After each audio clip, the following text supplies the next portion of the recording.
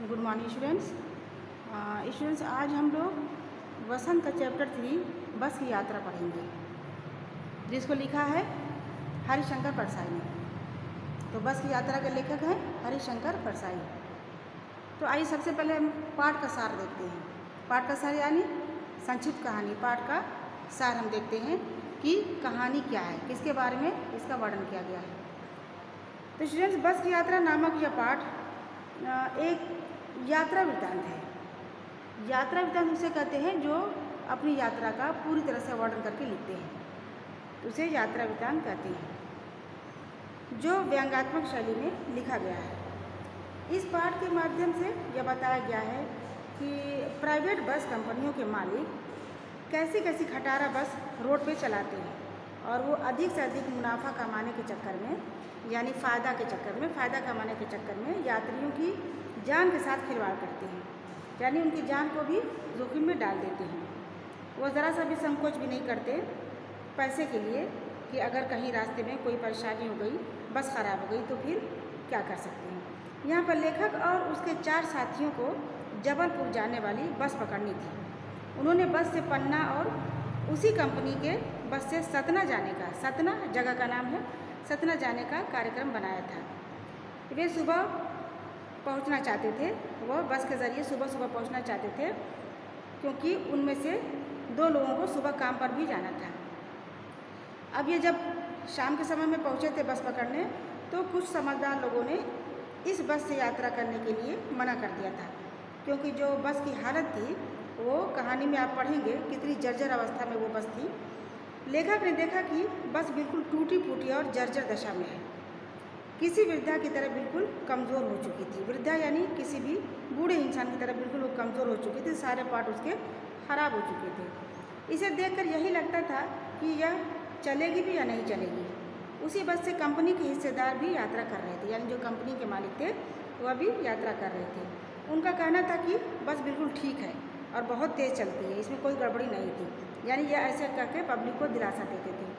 पर बस की दशा देखकर उसके साथी जाने का निश्चय नहीं कर पा रहे थे कि जाएं या भी नहीं जाएं।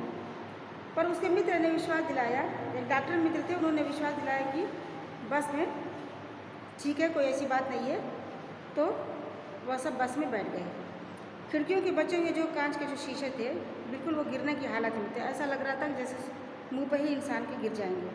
बस को चलता हुआ देखकर उसे गांधी जी के असहयोग आंदोलन की बात याद आई, क्योंकि जिस तरह से अंग्रेज़ों की गलत नीतियों का कोई देशवासी सहयोग नहीं कर रहा था, ठीक उसी तरह से बस के अन्य जो भाग भी थे उसका साथ नहीं दे रहे थे, उसका सहयोग नहीं कर रहे थे।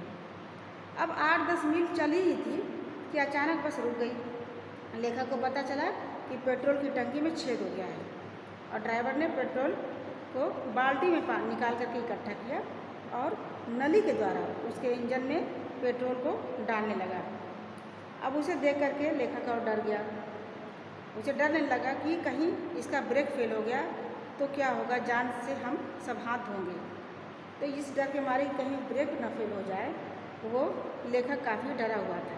अभी लेखक सोच ही रहा था कि फिर बस जो है कुछ देर बाद बस जो है धीरे धीरे चलने लगी थी।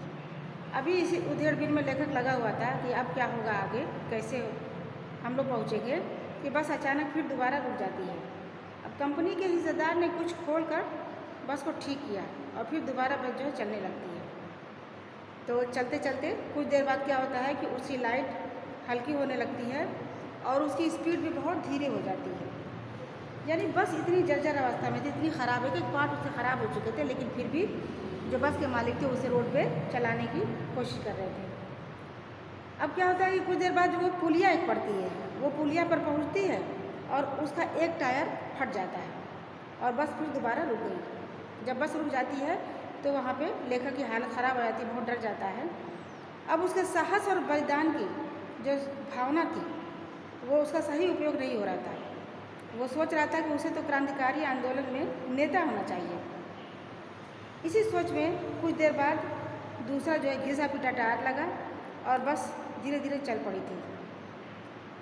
बस की हालत ये थी कि हर 10 कदम 20 कदम चलने के बाद वो रुकती थी और कुछ न कुछ इसमें गड़बड़ी होती थी, फिर बनाती थी, फिर चलाई जाती थी। लेखक एवं उसके मित्र यात्रा से कहीं भी जाने की उम्मीद छोड़ चुके थे कि अब शायद ही हम लोग कहीं पहुँचे। अब ऐसा लगता है कि जैसे अंतिम समय आ गया है और हम मुफ्त में ही इस ब्रेक फेल हो जाने के या बस फेल हो जाने में हम अपनी जान को गंवा सकते हैं। उन्हें लग रहा था कि पूरी ज़िंदगी इसी बस में बिता करके उस लोक को यानी परलोक को चले जाना है। अब यहाँ कोई ज़रूरत हमारी नहीं है। परंतु इस तरह से क्रिया जब बार बार होने लगी तो उसे कुछ विश्वास होने लगा या कुछ उसके अंदर विश्वास जागा और वह बिल्कुल घर की तरह आराम से बस में बैठ गया और बातचीत करता हुआ तथा हंसी मजाक करता हुआ वो अपने सफ़र को तय करने लगा। शायद उसके मन में एक उम्मीद की किरण जागी होगी कि हो सकता है कि बस इसी तरह से चलती हो और कहीं न कहीं वो हम लोगों को पहुंचा करके ही रहेगी। तो इसलिए इस तरह से आपने देखा कि किस तरह से लेखक जो है इस बस की यात्रा उसने किया। उसे ऐसा लग रहा था कि इस पृथ्वी पर उसका कोई मंजिल नहीं है और उसका अब दिन खत्म हो चुका है, समय खत्म हो चुका है।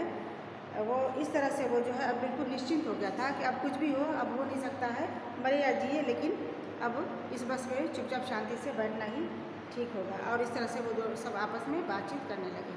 तो इस ये रही आपकी समरी यानी पाठ का सार। अब हम इसको जो है आप लर्न करके याद करके समझ करके लिख लीजिएगा ताकि आपको आगे भी याद रहे। और दोबारा हम क्वेश्चन आंसर नेक्स्ट वीडियो में कराएंगे। Thank you.